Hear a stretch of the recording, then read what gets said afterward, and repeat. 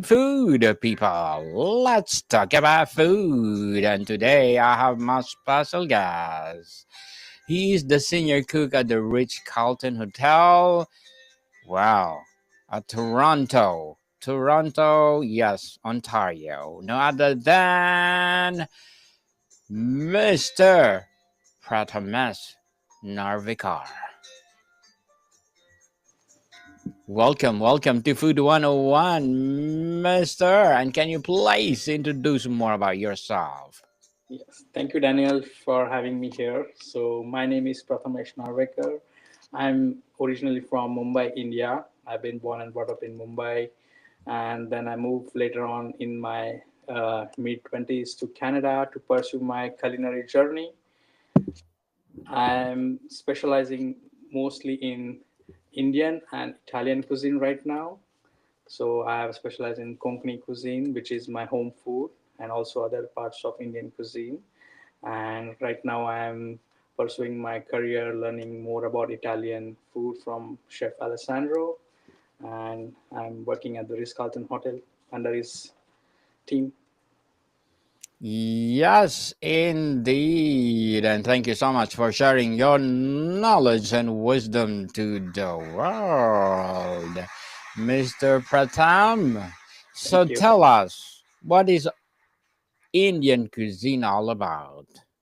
Indian cuisine is all about it's like a melting pot of trades, then different cultures, then different ancient wisdom, and everything coming together, like people, their beliefs, their agricultural pattern, because of the Indian subcontinental is a very geographically it's very diverse location. It has all things, like you can find the desert there, you can find the snowy mountains, like big rivers, fertile plains, then there is a vast sea line, coastline, lot of rivers. So Indian food is having all that thing that land produces, cooked in different styles according to the people, the region, their beliefs, and it's presented in a simple, passionate, and in a lovely manner to each individual who aspire to have that food and satisfies hunger. So Indian cuisine is like it has a vast history, over 8,000 years of history. Since the records have been kept, there were spices grown. There were trades which bring a lot of things to the cuisine, to the people, and there were merchants who, from different regions, they were also bringing in their cooking skill, culinary attributes, and people there, they absorb, they share their knowledge, and that's how the Indian cuisine evolved. And slowly, as the world become more and more smaller because of the internet and the communication and everything, things change a lot in Indian food and Indian cuisine, and it became one of the top five cuisine, which is liked by people all over the world. All over the world, indeed. So, Mr. Pratam, tell me, what is your favorite recipe in Indian cuisine? For me, I basically like home based food a lot. I like the food that my mom, my grandmother, now my wife, my sister, whatever they cook. It's very simple ingredients, they simple spices, and it's a like heartwarming food that is presented to us on our dinner table, also for the lunch. So one of my favorite foods, I'm a avid seafood lover. I like seafood a lot, and there is one dish of prawn masala with spring onions in it. That is my favorite go-to dish, where the shrimp is cooked with onions, tomatoes, and there is a specialized masala that's been used in the coastal region from where I am. So they dry the chilies in the sun, and they use the whole spices like cumin, cardamom, and cloves, cinnamon, and more other, and they pound along with the chilies, and they store it in a small jars for the later use during the monsoon and the winters, where it's very difficult to preserve those whole chilies and everything. So that spice is used. So every house in that region has its own recipe for this masala. It is called as bottle masala because it's stored in a small jar, mason jar bottles and kept.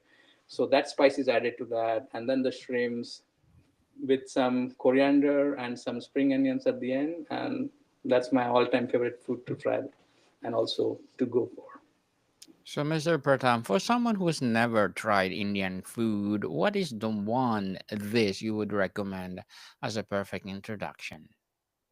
As a perfect introduction for me, uh, I think first the fear of spice should be removed from the mindset of the people, because a lot of people think Indian food is very spicy and it's a bit greasy and other aspects they find.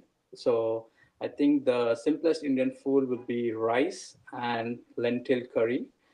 That is a very heartwarming, very subtle spices in that. So I would recommend to have a nice bowl of cumin flavored rice, which is you tempered with cumin, and there is a fat that is used called as ghee. It's like a clarified butter that is on the other part of the world is called as clarified butter, but in India it's called as ghee. It's more refined than the clarified butter, and then you use that to temper your cumin and the rice. And the lentils are slow cooked along with some tomatoes, mustard seeds, cumin, curry leaves, and a simple go-to milk.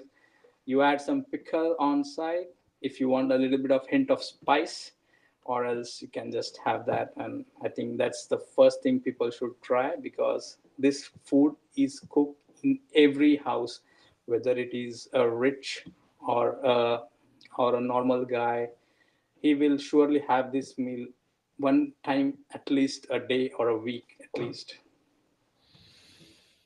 Beyond the well known curry, what's the popular everyday meal for families in India?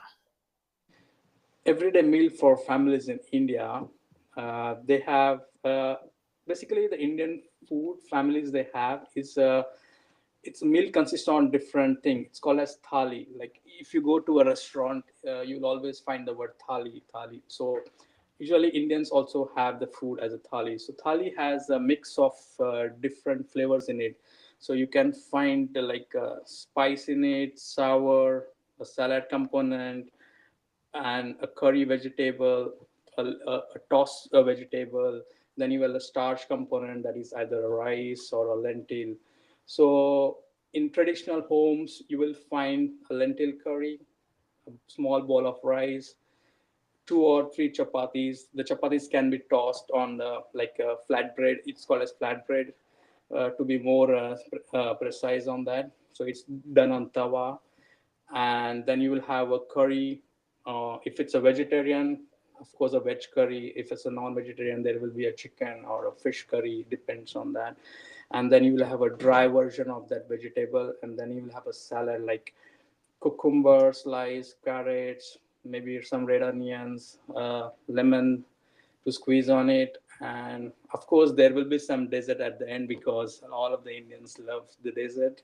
And then the dessert can be in the form of, reduced condensed milk kheer, or a savory like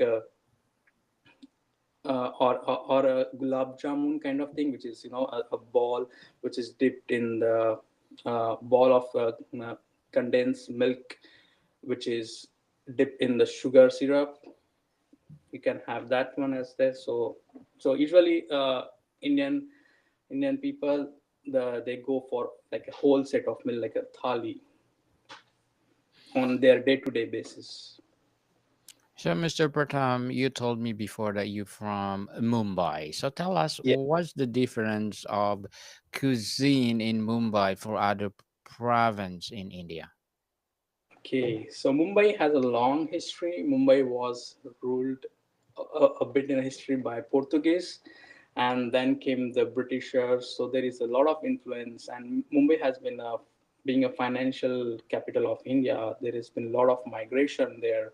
So people from all over the all over the country and also from different all over the region in India. They come there, so there is a melting pot for different regional cuisines there. From the base is the Maharashtrian cuisine there and the Konkani food, because those are the regions more close to Mumbai. Apart from that, there is other migration people which have slowly started making their own cuisine there, and they have explored into the street snacks and everything. So there is one thing that has very famously eat all over the Mumbai is called as vada pav. So it's a name for like a Indian burger. So it's a potato patty which is slightly spiced, dipped in gram flour, fried, and then put inside the sliced bread with some onions, some chutneys, and that's the go-to food for everyone. It's one of the favorite street food snack people go for. Also, it becomes a meal for people who just want to have it because it's so filling, so contenting that after work or while going to work or just chatting out with friends, people have that. So about the food more, which is eaten every day, it's from Maharashtrian Konkani cuisine, which includes a lot of coconuts based curries, well, mild spice curries, the vegetables grown there. Rice is always a staple. Either you boil a rice or make flatbreads out of the rice. And the souring agents like kokum is predominantly used there. So that becomes a base of the food for people there. But nowadays, because of migration, a lot of other cuisines are also being cooked up because those people are living in Mumbai. They always want to have their food, and those ingredients are available, so it's very easy. So it's basically it's a lot of cultural influence there with food. Mr. Pratham, street food is a huge part of Indian culture. What is your favorite street food snack and what it makes special? Yeah, so favorite street food I told you is the vada pav, the one that I mentioned you just a few minutes back. So that is my go-to food. Every time I go Mumbai, after I land, I do have that because it's my favorite. Then the other street food favorite which I like is pani puri. So pani puri is like it's a small flat disc which are fried and they blow up like a ball, and you crack the open up the ball on one side, and then you mix with flavored liquid, like that liquid, like it's liquid is usually the water. It is flavored with cumin, mint, and they also put some black pepper, uh, and they have the green chutney in that. Sometimes they put the dates and tamarind chutney, and it is you just dip into that, add those toppings on it, dip into that flavored water, and there is a base of like a mashed potatoes in that, or you will have some boiled lentils in that, sprouted lentils in that, and then there's a different versions of it. And once you have that, you dip in the water and you put in your mouth, and the explosion that you get in your mouth with all these flavors is so amazing that I think any individual who will try it will not stop at one of it. He will go for around two or three or five, depending on his capacity and his spice level. So this is one of the favorite street food in Mumbai too. And usually, there is a lot of Mumbai being a coastal areas. There is beaches over there, two or three beach where people go see the sun going down with the mild waves sound in their ear, and they are munching on those pani puris at the food vendors, street vendors. That's it. Mr. Pratham, if you had one choose or if you had to choose one, which city or region in India do you think is the ultimate food destination and why? Ultimate food destination. I think India is very incredibly vast.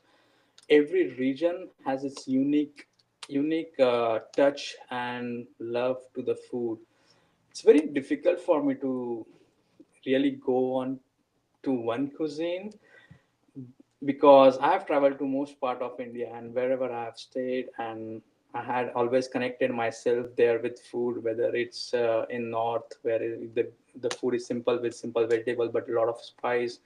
In south is more like a seafood and coconut. In north is more rich with milk, and because of the green pasture lands.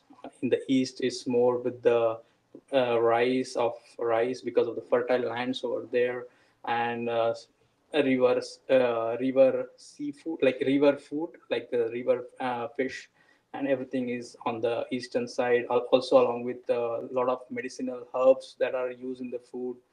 So for me, it's very difficult to answer this question, but of course, my home food, the Konkani cuisine, is my favorite cuisine because it is very, it's a very diverse cuisine with a lot of influence from the sea and the mountains. So I like that cuisine a lot. Mr. Pratam, before we wrap up our discussion for today, I'm inviting you to please do listen to my other podcast, people. My other podcast, because my abstract essay is already in fifth season, abstract poetry in second season, and my book 101 review in fifth season too. Comedy 101 in second season, and our food 101 with Chef Alessandro in its fifth season as well. Geography 101 in fourth season, and my baby podcast Law 101 and Mental Health 101, Love Letters in third season, and Movie 101 Review and Music 101 in fourth season, and Science 101 and Sex 101 in its first season. Please listen to them wherever you listen your podcast. So, Mr. Pratam, how does the concept of balance manifest in a traditional Indian thali or plate with the multiple dishes? How does the balance, right? Yes. Oh, yes. So this is a very good question because the balance is so intricately placed there by the chef or like the home cooks who are cook it. When you have that bite or the morsel of the food in your mouth, you can feel it like in every sense of your tongue. You can feel that flavors hitting that note, so that balance is always comes with skills, your learning, the your knowledge which is shared by your elders. This is a very very important aspect. Like the older people in India, they always pass on their knowledge to their future generations, and that time they teach you how to use those spices, how to use those souring agents in a confined manner, where keeping the balance makes the dish to the top hit the roof, or if you go somewhere wrong while tempering or adding the spice in that, and the people can dislike it. So it comes with the practice, a lot of practice. Like I want to tribute all the chefs who have been doing this continuously, day in and day out, working hard, getting that balance right, and giving that love in the food, and presenting that food to the people to satisfy their hunger, content their souls. So it comes with practice a lot, and of course you should have that love too in the while making the food. I think those things, the love and your practicing, helps a lot. Mr. Pratam, for a home cook attempting their first complex Indian dish, what is your number Mhm. one piece of advice? Number one piece of advice: listen to your seniors if they are guiding you, like your parents or your grandmother, whoever is around you, or you have just seen that. uh, give some love in the food, and also respect the ingredients that you are using it. I think those things, if very well directed, or very well articulated, I think that person will be as successful as a professional or a experienced home cook can be. So it's just very simple. It's not Simple complicated. in Indeed. And Mr. Pratam, is there a dish you used to dislike but have grown to love, or vice versa? Um, when it comes to the food, I really didn't dislike anything as such. I'm a bit food lover. I always try to respect the food of every individual in this world, what he is eating and what he is cooking or what he is cultivating. So for me, I think this is very difficult to answer, but so far now I haven't come across a single dish that I haven't loved or liked. Yes, Mr. Pratam, or Pratamas Narvekar. Thank you so much for sharing your knowledge and wisdom to the world. So, can you please invite our listeners to support your advocacy or whatever projects that you're doing right now? Thank you, Daniel, for hosting me here. It was a very pleasure talking to you, giving a little bit of knowledge about the food cuisine that I love day in and day out. It was indeed a very wonderful time here. Yes, and thank you so much for sharing your cuisine Thank you. to the Namaste. world. Yes. Modicon people, see you soon.